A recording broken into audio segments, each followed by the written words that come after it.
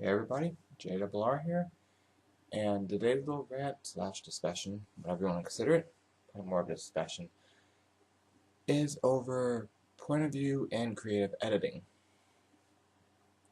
Double R, what do you mean by creative editing? I'll get to that, just hold your horses.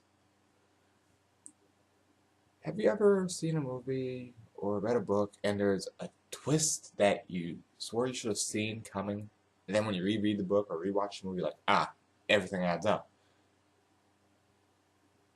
You've seen movies like that, you've read books like that. That's known as a P.o.V thing. Because the twist isn't really a twist, depending on your point of view. Now, that's P.o.V by the way. Point of view, P.o.V. We're working on this? Cool. And the reason why I bring this up is because P.o.V is very important. I'll give you a good example. There's an anime out there called Excel Saga.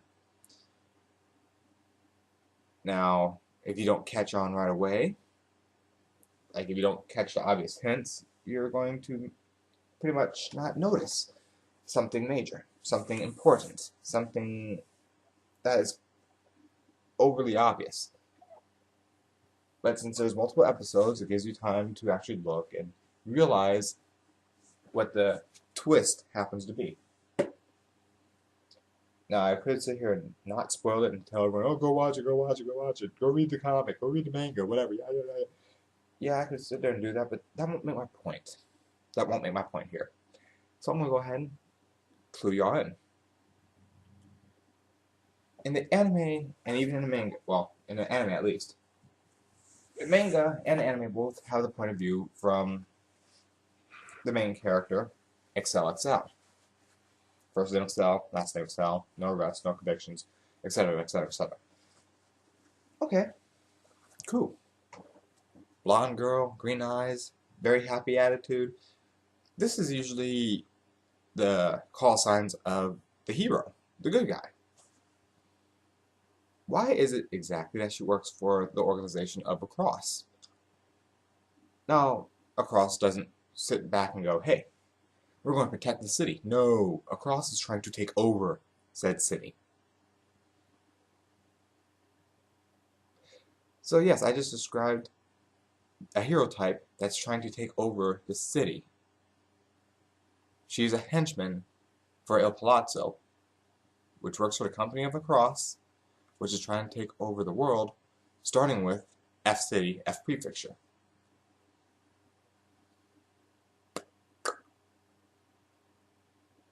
Interesting point of view there, because this turns the good guys into looking like bad guys by default, because you always want to root for the good guys, and since she's a major underdog because of her brain power of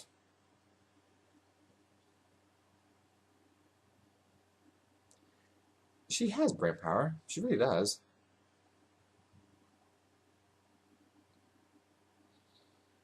Not much of it, but she has it. Anyway, the point of view from that side says, what makes you feel like, okay, you gotta root for her because nothing ever goes her way. Things are always bad. She's always getting attacked or killed or something. And you start feeling bad for the poor girl. You do. It's just a point of view. And then when you realize, oh wait, they're trying to take over the city. Oh, snap. Uh, shit, man.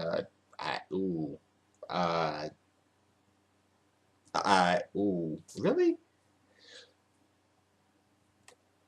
And that's like the little twist if you don't realize it fast enough. In some cases, some people with very good intelligence will realize underground lair, and El Plazo's first speech pretty much tells you that they're trying to take over the world. It's pretty straightforward. This world's corrupt. That's how he starts everything. This world is corrupt. That tells you right there he's planning on doing something about it. Why is P.o.V important, you may ask? Why is point of view important? Because if the story was told from the good guy's perspective, the traditional perspective, I should say, then you would have known already this person's evil, or there's something going on that you don't know. Like literally, the good guys were in Apartment B. The good guys, the actual good guys of the series, were in Apartment B, Excel and her partner were in apartment A.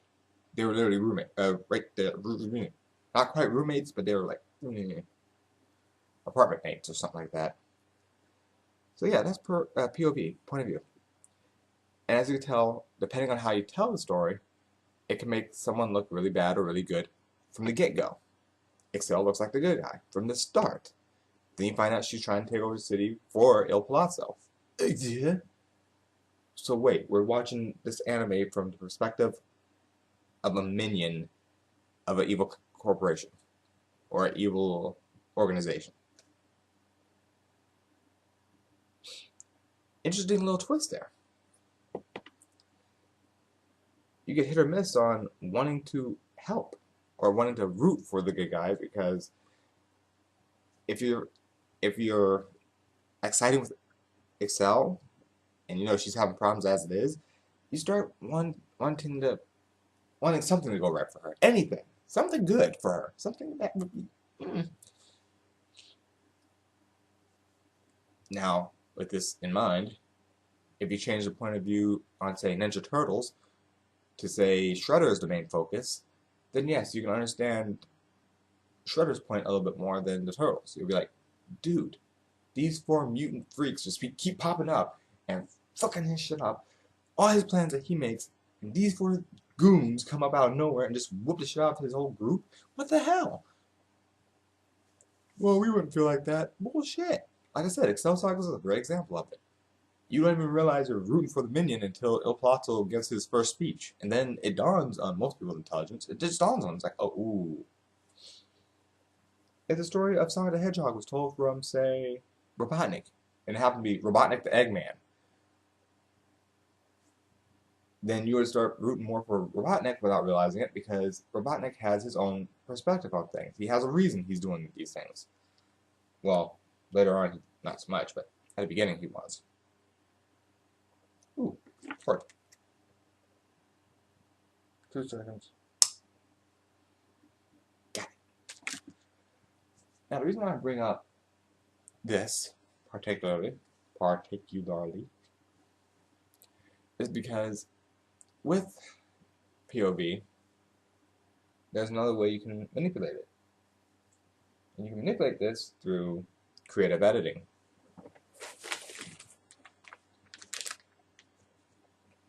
So, Double R, what exactly is creative editing? Creative editing is used in a variety of ways, various ways.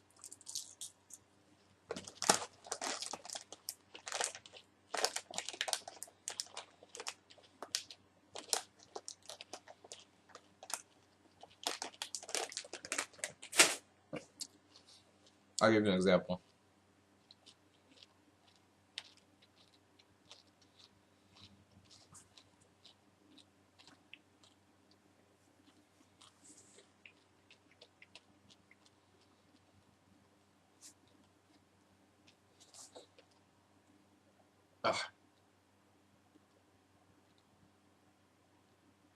Okay. Happy enough. Okay, the example is, simply put, go and watch Tester 3. Watch maybe the first 2 episodes. And then watch what the cast members are saying on the individual reviews and whatnot. Reason why I bring this up? One girl in there points out that there was a time where the cast is supposed to be on ice. The definition of on ice is you don't move, you don't say anything, you don't do anything, pretty much, because there's no one there to record. Well, any shit. They're just not there. Do you ever think that'd be the one time you want to go and call your boyfriend or girlfriend? You want to go and call your parents or something, and I think that'd be the time to do it. Anyway.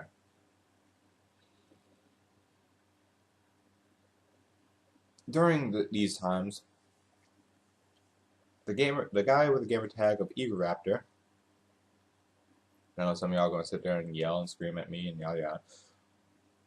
But even during the interviews, well, during the the cast rants and whatever, during theirs, one of them points out Raptor didn't care about being on ice. He would purposely go out, and he may not have said anything, but he would try to get people to laugh, smile, keep the place jolly. The camera crew hated this. The person who is an actor there stated that people hated Raptor for this, but the other cast members said they found it amusing. So this tells you that camera crew and actors did not like what Raptor was doing because it showed a lack of professionalism to them. So, what does this mean? Well, since the camera crews are the ones that do the editing, they edit. Oh, and they edit hard. And when I say creative editing, it means you could have 100 hours of footage of someone being a nice fucking guy. Nice guy. Great guy. I'm not saying Raptor is or is not a great guy. I'm not saying that. I'm giving you an example. You have 100 hours of him being like the greatest guy out there. Helping old ladies cross the street. Helping fellow cast members do things. Helping write little notes and all that heavy stuff. He could be like the greatest helper out there. But then, on hour 101, he just happens to get mad. Something happened, he got horrible news, one of the cast members punched him in the gut for no reason, just fuck you bitch, and pushed him down the stairs or something random like that where he's really becoming in a bad mood and he says something. Guess what?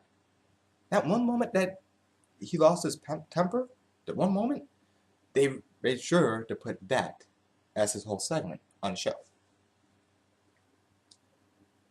People don't do that bull fucking shit.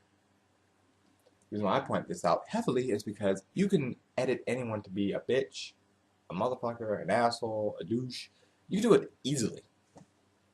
All you need is enough evidence or enough footage to sustain that belief. That's all you gotta do. That's it. That's all you gotta do.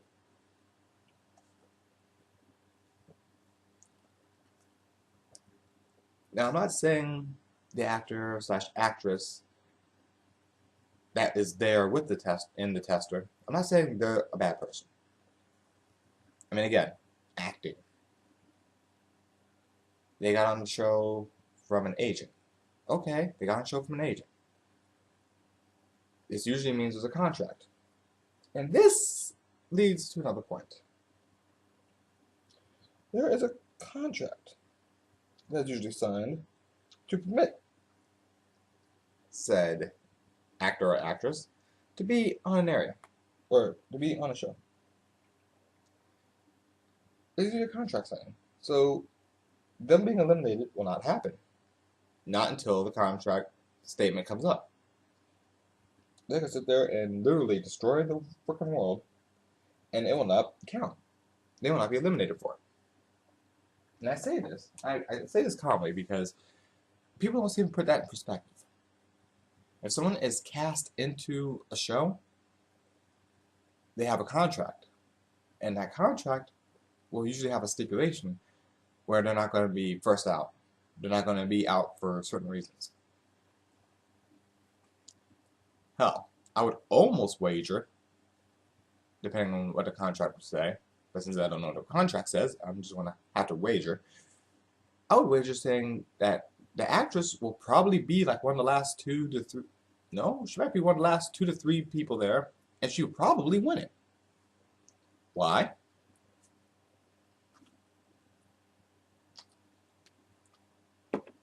Most cases, contracts require money. Now, this comes back as a double-edged sword in this view, because if she ends up winning, as per contract, if that's on her contract, if she ends up winning because of said contract, the job, the car, and all that stuff that a competition's for, she might not be able to keep, say, the job. She might not be able to keep that job. She might get to keep the car because the car is the payment. Then, of course, the car gets sold off, gets broken into monetary value, and a percentage goes to the acting director. So you see, for a PlayStation, that would be a minimal loss. You don't have a permanent employee. And the car gets sold back to the dealer. So all you do is lose money on the car, if that, and that's paying for the contract. I remember I said I have point of views. Everyone has a point of view, and I manipulate my point of view to a point where if I see things, I say them. This is one of those items of thinking outside the box. For some of you who know my work on here, you look through and you see once I think outside the box, I kind of lose it. I'm not in the box, I'm way over. Yeah. Like this is the box, the little screen is the box, I'm way over. That way, somewhere. Hell, I argued about the letter W and M. I argued about Arkansas. I had that as part of my rant. I rant about why people don't fear Superman. Black on tights. Again, I don't like tights. Sorry. Am I saying the actress person is a bad person? No. It's probably in the contract to act a certain way. Now, unfortunately, remember, point of view. Unfortunately, this puts the other person who happened to be on the show, Raptor in this case, that put him at a very bad disadvantage.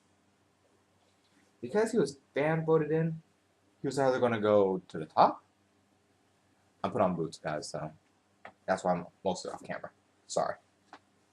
He was either going to be like the last one eliminated or one of the first eliminated. Now, we're going to bring this up. God dang, I hate these boots. The reason I bring this up is because if he was one of the last ones to leave, it would show that the PlayStation people were doing the same thing for the contract as they were for their customer base. They were going to look past certain errors no matter what they were. This is not the case. I believe he was number 3, no. He was supposed to be number 1 or 2 to be eliminated. Technically, he was number 2 to be eliminated. Technically. But the fans that chose him to be in there saved him. Allegedly. Then another challenge came up where he was inactive because, well, the actress happened to be on the working part of it, and the actress and another gamer tester person, another cast member, they just couldn't get along. So naturally, the actress got flustered, and either upon a contract or her own personal frustration, she started speaking Spanish. Again, this is why I couldn't be on a show like that, because when people start speaking Spanish, guess what? I become Samuel L. Jackson. I'm sorry. I will bust out fucking Chris Tucker and Samuel L. Jackson on a person. I will. That's what I do.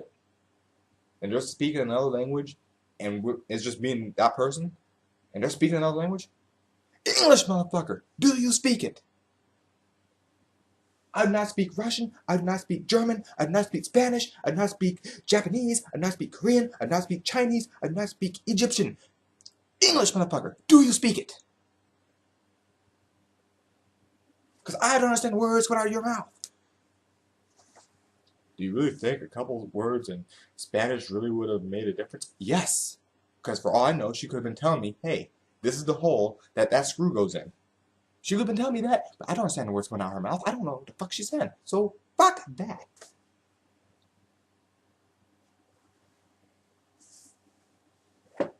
I'm not saying it's going to win the whole damn match, but damn it. This one screw that I've been trying to find a place for, she might have found a spot for it, and she's yelling at me in Spanish to put it over here.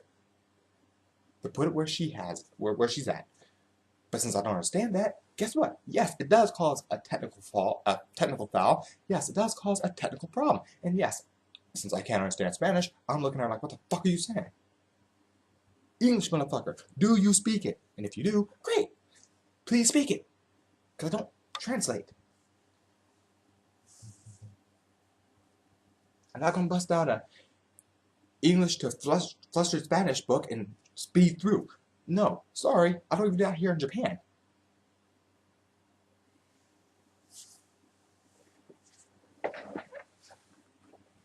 Yes, that might make me sound like an ignorant American, but you know what? Some people do speak 2 languages. So in that case, great. But if you're getting frustrated and you're expecting everyone to know Spanish, sorry, I have never, ever been in a place where I need to know more Spanish than hola. I'm not hired to be part of the Dora entourage. I did not work for Go Diego Go. So Spanish, I don't speak it. I speak English. I have very limited German understanding. I can understand more German than I can speak. And I have limited Japanese understanding. Limited being the operative word. Just because I understand doesn't mean I can speak it.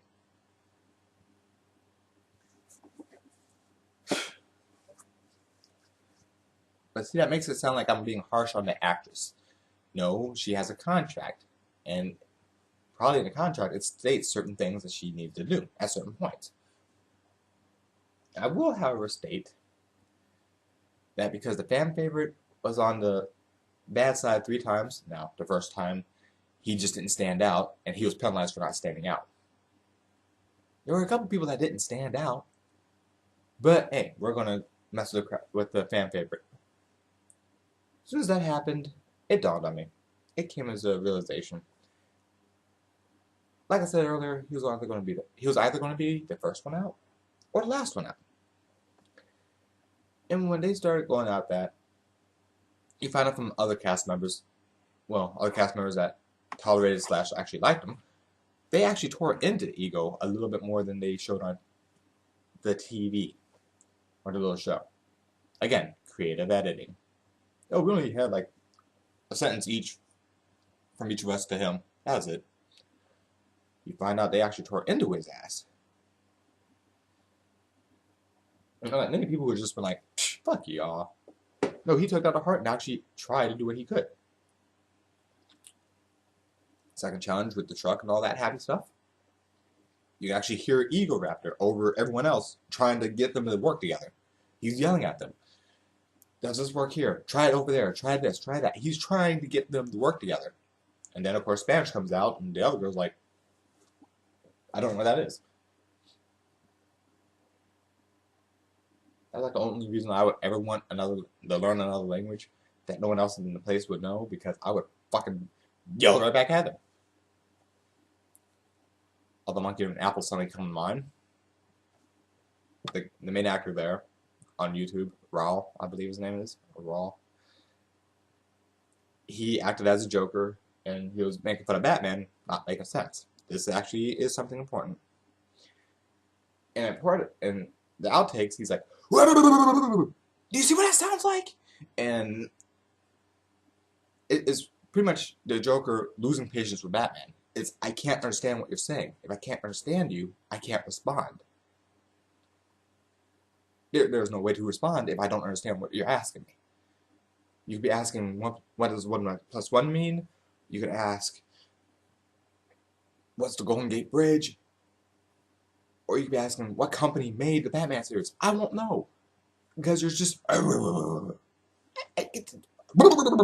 see what that sounds like? So in many cases, going back at the person like that, they freak out. Oh, don't make fun of my language. I'm not making fun of your language. I'm just telling you what it sounds like to me. Because I don't understand it, it comes off as gibberish. It could be German, Japanese, Russian, I don't care. To me, damn, missed it. I got that time. But to me, I don't understand it.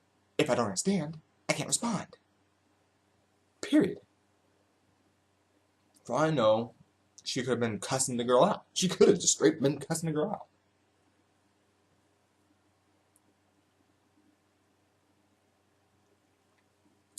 You think a couple words in Spanish really would have made a difference? Yes. Well, you're crazy. No, I'm not. If they have the location of where this fucking screw's supposed to be while I'm trying to hammer it into a wall, then guess what? If that screw's supposed to be over there, where she's at, and she's trying to tell me in Spanish that's supposed to come over the fuck here, and I'm over the fuck there, yeah, there's going to be a problem. There's going to be an issue. There's going to be a flaw. There's a technical flaw that we cannot get by because I don't understand the fucking words coming out of her fucking mouth. And this is where the problem comes in. But again, this goes with the contract, more than likely. The reason I bring this up is because in Challenge 3, Raptor does what he can, and even the group agreed, when you make your shot, go get more ammo. Makes sense. Someone went out first, they made their shot, and I think they say bye to wait for the rest of the team. Okay, if you're the first person there and wait for the rest of the team, cool. I can get that. I can get that. But as soon as the next person gets there, you should have taken off. Just said. But no, I think the first person was. I want to say Burn, but I'm not gonna have that 100%. I want to say Burn was the first one across the obstacle course, and she wasn't carrying any melons. But again, according to the team, Achilles said, if you can't, just carry what you're comfortable with. If you can't carry any, let me know and I'll carry extra. And he did. He carried extra from her. He carried extra from Ninja. Because he couldn't get across the balance, which I can understand. If you can't balance yourself with extra things, by the love of God, please pass them off. Get across. And if that guy can make it across with your item, he can hand it back to you and you keep going. That makes sense. It adds up. Da-da-da. Creative editing is fun. Because apparently Raptor took three shots, I believe. It took him 3 times to get it, but the editing said he got on his first shot. Which, of course, gave everyone else a reason to come back at Eagle. Maybe he was the shortest time person to do it. Maybe other people took more than 5 shots to break it, and Eagle took 3. Well, according to their plan, Eagle made his shot. There's already a bunch of people here arguing and yelling about doing the slingshot, which is like, okay, whatever. There's enough people here to help teach shoot because I've already shot. I'm going to go get ammo. So Eagle went to go get ammo. And then come elimination time, he was penalized for getting ammo. Damned if you do and damned if you don't. At this point, he's penalized for getting ammo. But if he did not go and get ammo, he would have been penalized for not getting ammo. You see what happens here. Creative editing made it look like he got it on his first shot. And then he just left. Like magically, he was the master slingshot expert. He's Bart fucking Simpson. He knows exactly how the slingshot works. Well, common sense tells you how it works. It's just getting things to stay put and going where you needed to go. Hell, for all they know, it could have just been dumbass luck. Oh, really? And the reason I'm bringing this up is because the actress got dumb luck as well. She pulled it back, she let it go, it bounced on the ground, hit a target, and the target fell. Well, she believed that didn't count. But everyone else the hostess, starts yelling at her. You only need 1 target per person. You only need 1 target per person. And they keep yelling at her. Apparently they yelled at her so long that even the hostess was like, you know what? And she yells at the actress specifically, let go. Leave it alone. She's got to do it. Let it go. You've already got yours.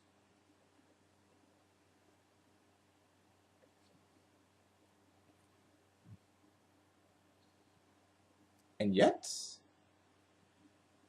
it was okay for her to stay. Because of a contract. Well, that's not the case. Yes, it is the case. Think about it. One guy followed the plan exactly. He followed it word for word. You make your shot, you go get more ammo. He goes out, gets more ammo, comes back, and gets ready to head out for more ammo when they finally get done. I don't know how many trips he's actually made because creative editing, I don't know. But here we go. He brings back ammo. And since that was part of the objective, that was a mission thing, that was what he was told to do because he made a shot, he did it. And when it came to elimination time, the judges, I'm trying not to laugh. I'm sure later on in the series they have more valuable reasons to kick people. But kicking someone because they followed the team leader's instruction. Think about that one for a minute. Just think about that one for just a minute. Well, he was on the losing side 3 times. Well, this time he didn't stand out amazingly during the interview.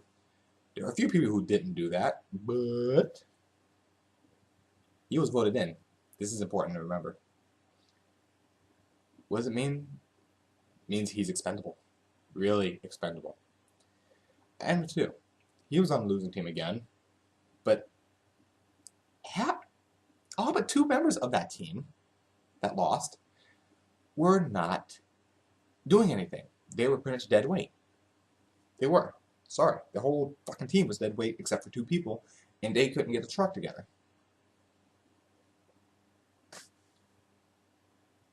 So this time he was on the losing team, but he was probably one of the more active people on that team. He actually went out and got more ammo and brought it back.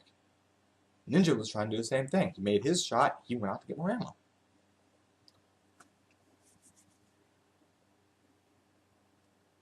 So, in essence, I almost understood why they penalized Burn. Because she didn't take any melons and all this lovely stuff. So yeah, I agree, that does look bad. So I almost see why. But when it came to Ego Raptor, I'm not trying to defend Ego per se. I'm just trying to break down the logic on the judges. The logic behind why the judges booted him was because he didn't, the main reason was he didn't stay behind to help shoot a slingshot. A wire stick, rubber band, you put the item in the rubber band, you pull it back, you let it go. It's not rocket science.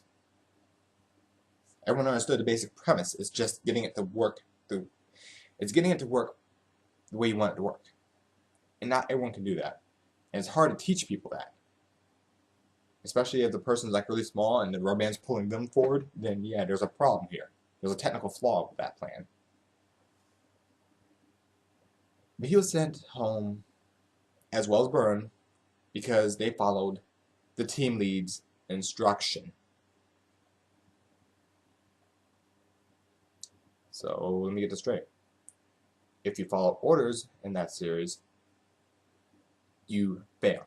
If you follow orders and your team fails, you're fucked. But if you don't follow orders and your team fails, you're good. No, that's not the message they're trying to convey. I think it is. Because when a team loses, it usually comes back to the team leader. And they throw a fit on the team leader. Not this time. Not during that competition. No, they threw a fit on the 2 that followed orders. I just don't get it. I try to understand that, but it doesn't add up. If they followed the orders, that means they can take instruction, they can understand the principle of the matter, and do things accordingly. Well, their team lost. I understand that their team lost. But when you think about it in that perspective, you're saying if you follow orders and your team loses, you need to go home. This comes back as a chain whip because the actress happened to be on that borderline thing as well. But she didn't follow immediate orders, and she also aided in slowing things down, because the hostess had to yell at her to let go. Leave the person alone, they gotta do it themselves, let it go. But she was permitted to stay a la contract. Now I don't care what anyone says, oh, you're just being mean to her. I'm not being mean to her. I'm pointing out the fact that there's probably a contract in play. And that is obvious from that reaction. You're going to kick two people who follow orders versus the one person who broke the orders. Okay. That told me, beyond a shadow of a doubt, that there is a contract in play. It is in play. So it would not shock me. The reason why I say this is under creative editing, like I said, you can have 100 hours of anyone doing any good, but you get just enough footage of them yelling, screaming, throwing a fit, being a douche, or anything like that. You got their ass. I'll give you an example, a good example. I'm trying to think of a way to say this without coming off as a 100% dick here. Mario, you know, doink. You play the game as Mario. Now let's say you play the first game, and that's translated straight as a movie, and it's all based on Mario. Yet every time you have to deal with, say, Luigi, the scenes show him being a dick. It doesn't show any of the footage of Mario trash talking Luigi. It's not showing any of the footage about Mario tormenting Luigi in the past. It's not showing any of the past information. You just see Luigi being a dick. That's all you got. That's all you're seeing. And then the few times that Luigi actually helps Mario, like if Mario got shrunk and Luigi's clearing everything out so Mario can get big again, you don't see that. They just cut that. They edit that out. They edit that out until Luigi becomes small and Mario gets big. And Mario just takes off running. They just show Mario taking off running. They don't show what happened to Luigi. They just show Mario taking off running to go save the princess, while Luigi is stuck as a small little guy trying to dodge these guys. Editing can do that. That is what makes editing dangerous. And that is why most reality shows, when there's a way to be disqualified, usually that's why you see the look of shock on certain people's face. It doesn't matter who it is. Even ink masters. It's pretty much the same thing like tester, but for tattooing. And unfortunately, for a tester, it's far more attached to what they're doing. Like ink masters, their elimination challenge is usually per person, and it's a tattoo. They are given a specific guideline for a tattoo, and then they're given canvases, whatever. They're given canvases to talk to for a day, to make a design, and do it. The reason why creative editing is important, because editing in that show, I'm not going to say it's better than it is in Tester. I'm not saying that. I'm only saying that it looks a little cleaner for ink masters. It does. It looks cleaner. Why? Because it shows, okay, this is the challenge. We ask you to make this model, this person, completely in white, paint them in perspective of shadows. I want to see shadowing. I want to see 3D effects of it. The person who won that challenge did something very basic. He colored a shadow on the person. He pretty much made the shadows on the person the entire way. And of course all the other people are like, he's a fucking idiot. He colored this person half black. They're not saying what he was doing. They just saw that he was coloring them black. Then the judges came up and asked, he's like, yeah, that's shadow. The light came from here, swept that way, so we colored in shadow. Guess what? That guy won the competition from basic knowledge and common fucking sense. No matter how you edit it, no matter how you edit that, it doesn't matter. The end result was he won that challenge because he literally embodied what they asked. But during the editing, they had most of the other tattoo artists come up. The judges aren't going to like that. That's bullshit. That's too simple. That's stupid. Yada yada yada. Blah blah blah blah blah blah blah blah blah. And everyone was bashing the idea of what he was doing, and yet he won. So editing probably looked at it and went, "Ooh, shit, fuck, fuck." Okay, we're good. It's all right. It's all right. No one will notice. You see, if you fuck up the editing, it makes it harder to come back and make someone look like a douche, or a dick, or an asshole, or anything like that. It's harder to do that. Because if you fuck it up, you fuck it up. Which obviously not one. There's another competitor there that was a master of black and white. And everyone's like, well, he doesn't touch color. He doesn't touch color. If he doesn't touch color and he's whooping the hell out of all of y'all, well, the judges just like black and white. Then guess what? Find out exactly what aspects of this black and white stuff they like. But they came back to color at one point, and that guy, he didn't bomb the color challenge. He failed at it, but he didn't bomb it. He didn't.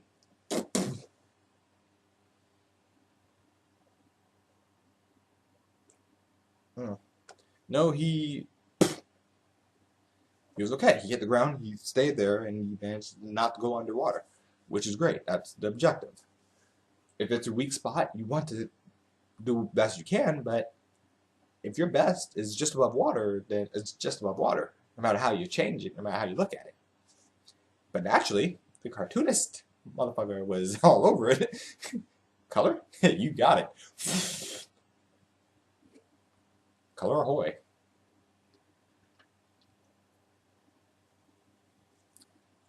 I know this man, it was about an hour, or about 45 minutes. And I do apologize for the length of it. But I wanted to give you all examples of creative editing and point of view. So go out there, look up Excel Saga, and then watch any normal cartoon that comes on any day of the week in Nickelodeon and Cartoon Network, because they all tell the story from the hero perspective. So Excel Saga, I would say go grab, because it tells the story from a bad guy perspective. From a Minions perspective, especially. So that gives you a different outlook on it. And you'll see a difference of point of view. Creative editing, watch the first couple episodes of The Tester. And then watch the reactions of cast members. And it will add up to making sense on creative editing. If you do not wish to watch that, that's fine by me. Ink Masters is pretty much the same way. There's editing going on there. If there's any type of elimination, there's editing. There's always editing to make the person seem like a douche or a dick, and it'll help you feel better when they leave. That's all the editing is supposed to do. It's supposed to make you feel better when they leave. Just saying. So if there's an elimination situation, and there's an actor or actress, and they were contracted in, aka if they were given the part, then guess what? They are going to be impossible to eliminate. Stop wasting your energy on Tron and do the best you can, because chances are it ain't going to matter anyway because of the contract. You're fighting a contract, people. That has to be said about any show that has eliminations. If you're fighting a contract, you're fighting a contract. Companies won't care. And Tester is a great example of that. Fan favorite person voted in, he gets booted for following direction. The contracted person, or the actress, which was contracted into the show, got to stay for breaking said rules. Again, probably according to contract. Just throwing that out there. Just so. Like I said, I'm not saying that I'm not saying the actor or actress is bad. I'm not saying that they're an evil person. I'm just saying that there's a contract. And when you know you're protected by a contract, to a certain degree, that changes your whole mindset. I mean, think about it. You go into a competition and you know you're safe. You know they brought you in. You know you're safe. You know you're safe. You know you're safe to a point. So it's like first few fucking challenges, fuck that. You don't even have to try. Why? Because you're safe. That's what the contract's for. You sign a fucking contract. And if you sign a fucking contract, you are safe. You read the contract, find out when you're susceptible to be booted, and you can have a fun ass time fucking around all you want. Why? Because you're under contract. Don't worry about editing. Editing, they got you covered because you're on contract. That's across the board. And if you watch like a show that has eliminations and they just happen to show certain things and you're like, how is this person still here? Chances are there's a contract. I'm just putting it out there. Just something to think about. If there's a contract in play, there's a contract in play. And companies will remember that there's a contract in play. Oh yeah. Because guess what? It has to do with money. And all companies worry about money. Not the overall product. Money. And before you sit there and go, no, game companies are different than that. Really? Really? Really? Didn't BioWare get bought out by somebody? Didn't Squaresoft merge with someone else? And didn't their quality drop? I thought so. JRR. Signing out.